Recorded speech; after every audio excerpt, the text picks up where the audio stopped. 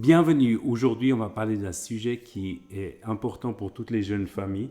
Un sujet souvent qui nous prend un petit peu hors garde, c'est en fait le sommeil des enfants et des petits-enfants. Mais avant d'avoir des enfants, on pense que ça va se passer naturellement. Ouais, c'est comme dans les films, ils vont dormir, ils savent exactement combien ils doivent dormir et ils vont juste se mettre naturellement. Je sais pas ce qu'on a pensé, mais c'était pas du tout la vérité. Et ça amène beaucoup de tension, en fin de Ouais. compte, dans les jeunes couples qui en sont épuisés, qui dorment pas assez. Oui, mais c'est même le bébé, il est épuisé. Le S'il bébé dort pas épuisé. assez, c'est un cercle cercle vicieux. vicieux pour nos parents, mais aussi pour notre bébé. Et puis aussi, une chose qu'on oublie aussi, c'est qu'on a une certaine honte. On a l'impression que les autres enfants dorment mieux que les nôtres. Et ça n'en finit jamais. Ouais. Et pas tomber dans un mensonge que ton enfant ne peut pas dormir. Parce que ça, on fait vite aussi. On regarde les autres, ils font mieux ou ils dorment mieux. Et après, on est là, OK, mais mon enfant, il ne peut pas. Parce que c'est plus facile, quand même, honnêtement, de dire que mon enfant, il ne peut pas que moi, je pourrais faire quelque chose ou changer quelque chose. Et nous, on veut vraiment vous encourager. Vous pouvez changer quelque chose. C'est pas la chance. Il y a des enfants qui dorment mieux et mon enfant pas. Mais nous, on a 3 enfants et ils m'ont toujours dit, t'as juste la chance avec tes enfants, ils ont facile. Mais avec moi, ça va pas. Et nos 3 enfants, ils sont très différents. Ça marchait avec tout le monde. Et cette structure nous a donné vraiment la paix dans notre quotidien et aussi le temps pour faire tout ce qu'on devrait faire. Et ce qu'on va parler encore un peu plus après, juste le repos pour notre bébé qui est extrêmement important, spécialement la première année. Alors pourquoi le sommeil est-il si important? Et d'après les pédiatres, un enfant moins d'années devrait dormir entre 14 et 17 heures. Donc toute la journée presque. Et on entend ça, on se dit, ouais, mais 12, ça aurait été... On a l'impression que 12, c'est suffisant, mais non, c'est un moment de croissance qui est très important. Il y a le cerveau qui se développe, il y a le développement de l'enfant lui-même, et c'est aussi très bien pour en fait influencer positivement le système immunitaire de l'enfant. Et plus tard, on le sait, ces enfants auront des meilleures capacités cognitives, ils auront plus de stabilité émotionnelle. On le voit aussi à notre âge, on en a parlé ça dans une vidéo précédente. Et ça va leur permettre d'avoir plus de facilité à apprendre. Oui, alors le sommeil, c'est pas un luxe, mais c'est vraiment une fondation de santé pour notre bébé, mais aussi pour nous. Et pourquoi les bébés ne dorment pas? Donc d'un côté, des fois, c'est un peu le paradoxe, c'est la surfatigue. Donc on se dit, on peut l'amener un peu partout, notre enfant, puis en fait, quand il sera bien crevé, il va dormir facilement. Ouais. Mais souvent, cette surfatigue, ça amène quelque chose, ça amène le contraire, et ça donne la difficulté aux enfants de s'endormir. Ouais. Alors c'est pour ça, c'est très important, éviter la surfatigue, parce que c'est encore une fois un cercle vicieux. Mais si ton bébé il est surfatigué, tu te mets juste avec lui quelque part et la priorité, Qu'ils ont besoin. il va dormir. Ouais. C'est pas de faire un rythme maintenant ou structurer la journée, mais c'est vraiment qu'il peut dormir et qu'il peut avoir la force pour commencer une structure après. Et c'est important aussi de rajouter que des fois, en fin de compte, on a dû couper nos soirées, on a dû couper certaines activités, ou dans notre cas, on prenait un lit de bébé pour éviter que si, par exemple, on pouvait rester plus longtemps chez nos amis, on avait un lit de bébé, on pouvait mettre l'enfant pour pas qu'il soit complètement fatigué en fin de soirée. Une autre chose qui n'aide pas à votre bébé de s'endormir, c'est la surstimulation, les écrans. Nous, on n'est de toute façon pas trop, on n'est pas pour ça, mais surtout pas avant d'aller au lit. Non, et surtout pas pour les bébés jusqu'à 3 ans. Peut-être il y a aussi trop de bruit ou trop de lumière, simplement. Ou aussi la surstimulation parfois arrive, comme nous les pères, on aime bien faire encore un petit jeu qui excite notre enfant avant d'aller au lit. Ça, c'est peut-être pas une bonne idée. Ouais, Ou, c'est pas un des meilleurs moments. Ou juste avant d'aller au lit, tout le monde prend le bébé, on joue encore 2-3 jeux avec lui. Il y a un peu une surstimulation. Donc l'idéal, c'est en fait, avant d'aller au lit, si vous voyez qu'ils ont de la peine à s'endormir, c'est peut-être avoir un rituel qui fait qu'on peut gentiment aller dans la direction de s'endormir. Et ça peut être peut-être un bain, une chanson, un livre, mais juste quelque chose avant qui se met au lit, qui fait toute l'atmosphère un peu plus calme. Qui rabaisse. Et la dernière chose qu'on pourrait dire, c'est les aides au sommeil. Ces aides au sommeil qu'en fin de compte, on met sur place par frustration, parce qu'on n'arrive plus à aller de l'avant, on voit que notre enfant ne dort pas, et on tombe dans des aides au sommeil qui sont des fois extrêmes, comme aller faire un tour en voiture pendant 1 heure pour que l'enfant dorme. On dit que notre enfant peut que dormir quand je le porte, donc on commence à marcher pendant 1 demi-heure avant qu'il aille au lit. On fait couler l'eau parce que c'est juste l'eau qui le fait dormir. Donc ça, c'est tous des aides au sommeil qui, en fin de compte, créent une espèce de prison et surtout ne favorisent pas que notre enfant dorme tout seul. Et l'idée, en fait, c'est qu'on veut qu'il puisse apprendre à dormir tout seul. On verra aujourd'hui comment c'est possible. Donc ça, c'est très important.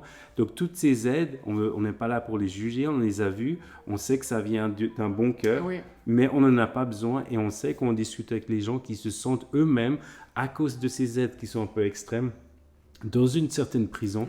Et ça ne va vraiment pas dans la direction de l'indépendance pour votre enfant pour dormir. Oui, et la prison, c'est beaucoup de fois qu'on n'a pas le temps qu'en couple. Parce que si la mère elle doit toujours porter son enfant, j'ai pas le temps avec toi. Alors, c'est ça aussi de regarder dans notre famille, qu'est-ce que c'est le plus important. Alors, c'est d'abord notre relation et après relation avec notre bébé. Alors, comment créer un rituel sain pour la soirée qui peut bien dormir et qu'on a toujours le temps ensemble aussi. Continuez avec des conseils pratiques pour aider votre enfant à dormir indépendamment. Et c'est vrai que c'est une phase, ça prend du temps, mais ça commence, on l'oublie, déjà la première semaine, à trouver le rythme. Le rythme de manger, de rester éveillé et de dormir. Et c'est vrai que c'est important de ne pas les confondre. Certaines fois, on a l'impression juste après de leur avoir donné à manger, ah génial, il s'est endormi, je vais profiter de ça comme ça, voilà, c'est fait. Mais c'est important en fait de les stimuler pour qu'ils aient ces 3 phases. Et pourquoi c'est important de stimuler cette phase d'éveil? Parce qu'en fait, pendant cette phase d'éveil, ça va le permettre de se fatiguer, d'apprendre aussi des choses, mais aussi gentiment de se fatiguer. Et après, quand il est fatigué, ça lui permettra de s'endormir tout seul. Ouais. Et l'autre chose où j'étais là juste pour aider, c'était l'allaitement, de donner un repas en fait complet.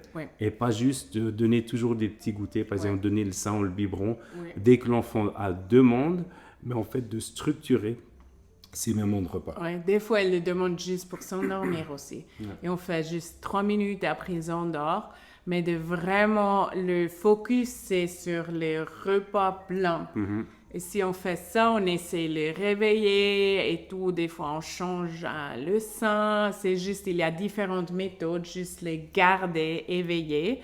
Mais ça va pas toujours marcher. On peut pas se stresser pendant 7 semaines, mais juste peut-être écrire quand il se lève, quand il a encore faim. Et comme ça, après 1 semaine, on va voir peut-être ces 2 heures, toutes les 2h30 ou 3 heures, 3h30, que ton enfant, il vient naturellement parce qu'il a faim et parce qu'il a appris de manger ou boire un repas entier. On en a parlé rapidement, mais éviter la surfatigue et aussi le manque de stimulation. Donc la surfatigue, on le sait, ça va faire des enfants qui commencent à pleurer, mais s'il n'y a pas de stimulation, ils ne seront aussi pas fatigués pour s'endormir. Donc c'est un peu une balance entre les deux. C'est aussi de savoir connaître ton enfant spécifiquement, parce qu'ils n'ont pas tous la même chose. Pour continuer, aide ton bébé à distinguer entre le jour et la nuit. Donc en fait, il y aura des rythmes qui seront différents, des rituels différents. La journée, il y a de la lumière, on ouvre les stores, on parle normalement. Et puis la soirée, comme on en a parlé, il y a des rituels de nuit, on va lire la Bible, on va chanter une chanson, il y aura des câlins, on va parler peut-être un peu moins fort, on va fermer les stores. Et puis, donc, en fait, ça aide au bébé à distinguer ces différentes périodes. Oui, ça montre un petit peu. Mais il y a des bébés qui sont confondus à la nuit et la journée. Et beaucoup de mamans, ils pensent qu'ils peuvent rien changer. Mais c'est pas vrai du tout. On peut vraiment changer et ajuster ajustez-les, dont peut-être s'ils ont éveillé toute la soirée et la journée ils dorment, de vraiment les réveiller la journée. Et comme Hugues il a dit, montrer que c'est la journée, on est un petit peu plus réveillé et vraiment pas peur de les réveiller. Parce que beaucoup de fois, on est là, non, on ne peut pas réveiller un enfant bébé qui dort. Déjà, il dort une fois, il n'a pas dormi toute la soirée, mais c'est important pour le changement. Pas oublier que ça, c'est le but, qu'il peut savoir quand c'est la journée et quand c'est la nuit. Alors, c'est vous qui l'aide, en fait, à trouver le rythme. Oui. Et Chamira, je trouve intéressant, tu dis, c'est à nous d'en fait, structurer, de les gérer, même de changer suivant s'ils sont dans le faux sens. Mais en réalité, ça ne prend pas autant de temps qu'on imagine, non? Ça prend normalement 1 semaine. D'établir une nouvelle habitude, ça prend 1 semaine, mais vraiment rester dessus tous les jours et après de voir après 7 jours la différence déjà. Peut-être que ce n'est pas tout à fait déjà bien, mais ça s'améliore. Et pour ça, on dit aussi d'écrire, de faire des petites... Des petites notes. Oui, comment c'est mieux déjà parce qu'on oublie. On oublie que c'était très difficile, il n'a jamais dormi, ou il a confus la nuit et la journée. Mais après, si on écrit et on fait les notes, on voit après 7 jours, oh, c'est déjà un peu mieux. Alors, je reste là-dessus, ça aide et ça nous encourage dans le marche avec notre bébé. Et on veut juste revenir encore un point sur les aides au sommeil. Pourquoi c'est mieux de les aider à s'endormir indépendamment? Parce qu'en fin de compte, une aide au sommeil peut marcher pendant la soirée pour mettre son bébé au lit, mais qu'est-ce qui se passe si au milieu de la nuit, il se réveille? Et il se réveille souvent. Et c'est ça qu'on entend souvent chez les parents, ils sont complètement fatigués parce qu'ils sont obligés, comme ils ont commencé avec ces aides au sommeil, qui prennent du temps ou de l'énergie, ils doivent le refaire plusieurs fois pendant la nuit. Donc mieux vaut aller directement dans l'idée qu'on veut aider notre bébé à dormir indépendamment. C'est ça le but. Alors comme ça, s'il se réveille, il sait comment s'endormir parce qu'il est dans son lit où on l'a mis et il n'était pas dans la voiture ou quelque part d'autre où il est étonné qu'il n'est plus là. Alors, c'est vraiment le but fixe ou le but qu'on veut atteindre. C'est le fixer et de travailler sur ça et pas mettre les aides irréalistes qu'on ne peut pas garder tout le temps, mais vraiment plutôt l'apprendre de se endormir tout seul. Et une chose très importante, c'est de créer un environnement propice pour notre enfant à dormir. Je crois que les enfants peuvent s'habituer plus ou moins à n'importe quelle réalité. Si vous avez une chambre de musique, peut-être pas le mettre juste à côté. Il faut juste un petit peu réfléchir à ça, mais généralement, ils peuvent dormir plus ou moins n'importe où quand on les aide. Ce qui est important, c'est en tout cas qu'ils dorment toujours dans leur propre lit, si possible, en tout cas quand vous êtes chez vous. Et aussi, de ne pas commencer les mauvaises habitudes, comme si on a des invités, on va juste chuchoter, parce qu'on pense que notre bébé va se lever. Parce que aussi ça, il va faire l'habitude de dormir avec tout. Avec les gens qui parlent, avec l'aspirateur. Moi, je n'ai pas arrêté ça si j'ai quand même fait l'aspirateur pendant la journée. Et si on sait que l'enfant s'habitue à ça, c'est mieux de commencer depuis le début, juste la vie quand tu le vis normalement. Donc, tout ce qu'on a parlé auparavant, c'est très important, mais une chose qui est assez clé, c'est, comme a dit Chamira, c'est pas d'abandonner trop tôt. Et la constance, en fait, dans la vie de l'enfant, c'est très important. Et je voulais juste dire par là, c'est que la constance de quelque chose qu'on vit les deux, c'est que moi, c'était très important qu'on respecte les deux le rythme. Si tu n'étais pas là, je connaissais le rythme de notre petit enfant pour justement avoir cette constance. Et on s'est rendu compte des fois, par exemple, s'ils étaient malades, et qu'après on devait recommencer cela parce qu'il y avait eu un manque de constance. Donc aller ensemble dans cette direction d'avoir une constance régulière et puis très gentiment votre enfant va apprendre à être dans ce rythme naturel pour lui. Ça va donner vraiment de la paix et le calme dans votre maison, mais aussi on a appris vraiment notre enfant. C'est ça que ça m'a aidé beaucoup et au début on pense pas peut-être comme ça parce qu'on sait pas encore comment est notre bébé et pourquoi il pleure, qu'est-ce que c'est les différents pleurs. Mais si on va pas donner à manger le sein tout de suite, mais on pense un petit peu, on réfléchit, ça peut être quelque chose d'autre. On apprendra à connaître notre bébé, un autre truc qui me donne beaucoup de confiance, d'être mère ou père. Et n'oubliez pas, on a besoin de flexibilité et de sérénité. Dans ces périodes spécialement qui sont petites, il y a des chamboulements, il y a des changements qui se passent parce qu'ils grandissent tout d'un coup. Donc, ils ne dorment plus les mêmes heures quand ils ont une semaine ou quand ils ont une année. Donc, est-ce qu'on comprend en fait leur rythme? Est-ce qu'on est là pour écouter leur rythme, d'avancer, mais aussi d'être flexible, de pouvoir changer et puis de pouvoir changer par rapport à ça. Et pas être trop dur avec nous-mêmes. Exactement. De ne pas stresser. C'est ça le plus important. Moi, j'ai connu les mères qui ont stressé beaucoup trop, mais c'est vraiment un temps pour la joie aussi, d'apprendre sur notre enfant, sur nous-mêmes aussi, et de savoir que tous les enfants, ils sont différents. Nous, on a 3, ils sont tous différents. Peut-être ils ne dorment pas tous aux 7e semaine, peut-être l'autre il prend 9 semaines ou 10 semaines et ça va. Même si c'est un peu plus, ça va. C'est important de ne pas stresser parce que l'enfant il sent ça aussi, mais de vraiment rester calme et si tu as besoin d'encouragement, demande à quelqu'un qui a fait la même chose, qui peut t'encourager.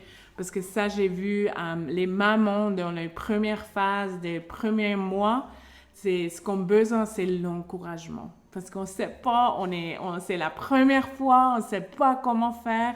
Alors, c'est juste être encouragé. Non, mais c'est très bien, ça va prendre du temps, mais tu es sur la bonne voie et tu vas arriver comme on est tous arrivés.